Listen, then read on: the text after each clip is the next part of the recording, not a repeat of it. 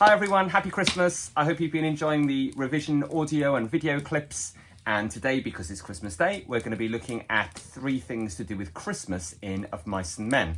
Well, I'm kind of cheating a little bit because one of them is to do with Christmas and the other to do with work, because kind of Christmas is like sort of time off work, isn't it? So we're kind of looking at work in Of Mice and Men in 1930s America for the migrant workers, and how they view their work and how their work is portrayed by Steinbeck, and how time off work is presented as well.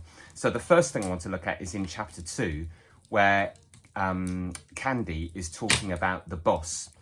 And I think it's kind of quite interesting. You just get like a few little lines where he's talking about him, and he sort of, like Candy does with a lot of the characters, he gives his verdict on them. He kind of like sort of says, you know, it gives his judgment, it explains, you know, how he perceives them. And that actually affects, I think, how we see a lot of the characters, because it's like as if we see a lot of the characters through the eyes of Candy, don't we?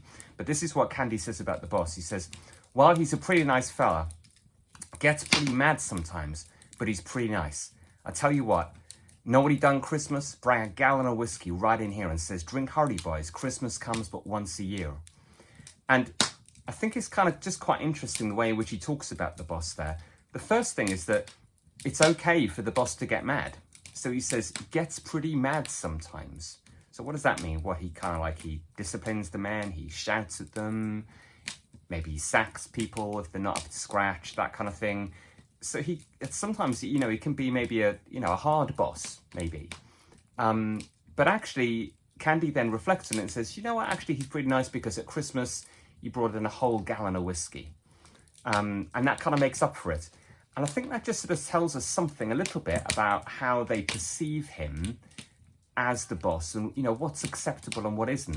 And I think it's like as if, we're meant to kind of just look at it and think, well, it's okay for him to get mad. It's okay for him to be quite harsh sometimes. And actually, look, he's brought in a whole gallon of whiskey. What more could you ask from your boss? And it maybe just sort of tells us something about what the men's expectations were. They expected, in the rigid hierarchy of the ranch, within the context of 1930s America, in the middle of the Great Depression, when, you know, there were millions of men looking for work, unemployment rates were really, really high, they accepted that they weren't going to maybe get the best conditions. They weren't going to get good pay. They weren't necessarily going to get treated well. They expected life to be harsh and things to be quite hard, and maybe to be treated quite strictly and quite harshly by their boss. And so that's acceptable. That's fine. They don't, to me, almost as a reader, I almost think it's quite frustrating, and that it's quite sad that they're prepared to accept that. Do you know what I mean?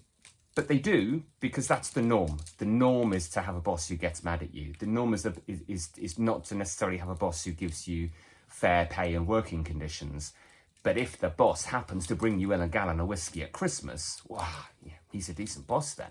Do you know what I mean? All he needs to do is give them a bit of a drink at Christmas and kind of like, yeah, he's decent.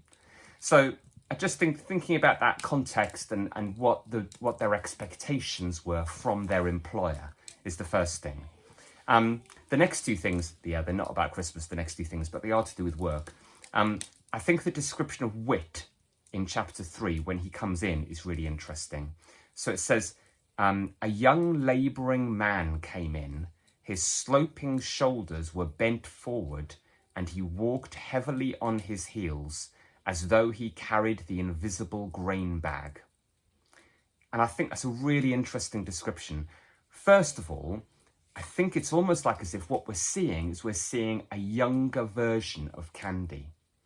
So, because Candy at one point is described as a stoop-shouldered old man.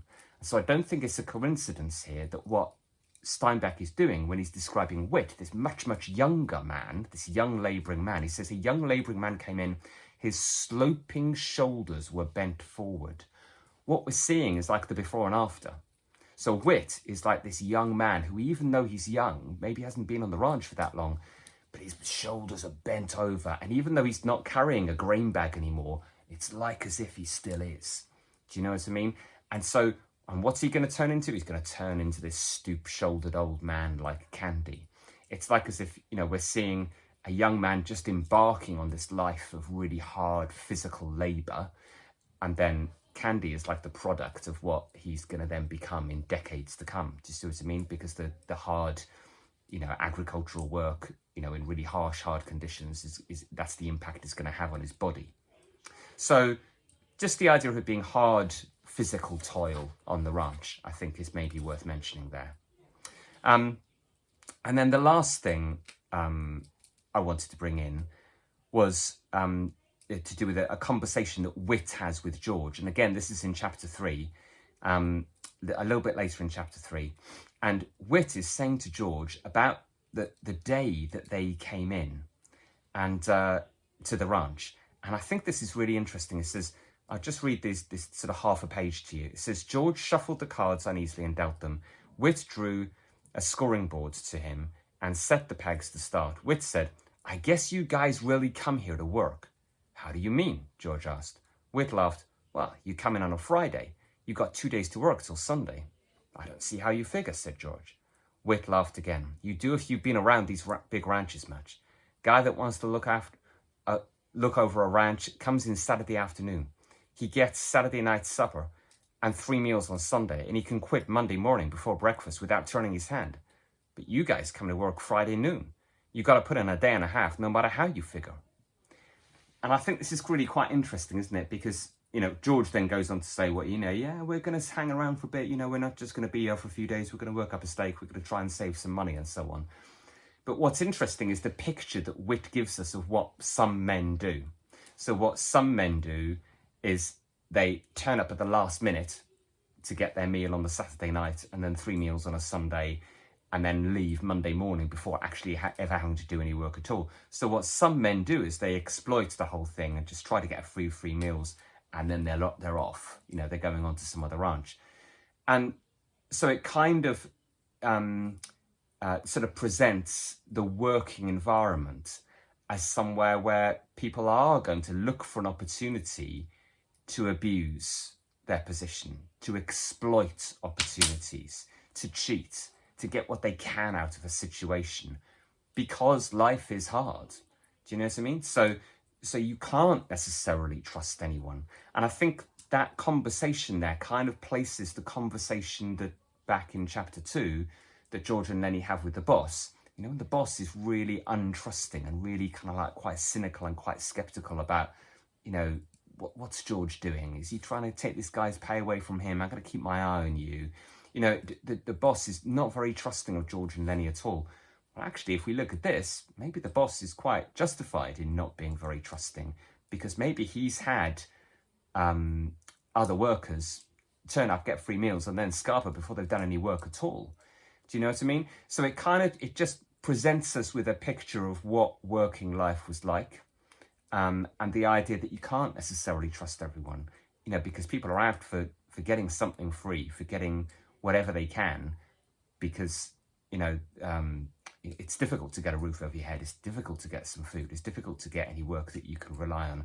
So if you can kind of cheat someone out of it, well, then you do that. So I just thought they're quite interesting little examples, aren't they, to do with how we see the boss, how we see work, how we see trust or lack of trust in the workplace. And that idea of work is something that I don't think it's ever actually come up, as far as I know, for Edexcel as a topic for an exam question. But that's a really interesting topic that could come up, a really interesting theme, isn't it? How is work presented in Of Mice and Men? So it'll be a really interesting essay to prepare and to think about, and to look, well, where else is work described in the novel, and how could you sort of do a bit of a mind map essay plan for that? Okay, happy Christmas, and make sure you keep looking at the revision emails. Take care.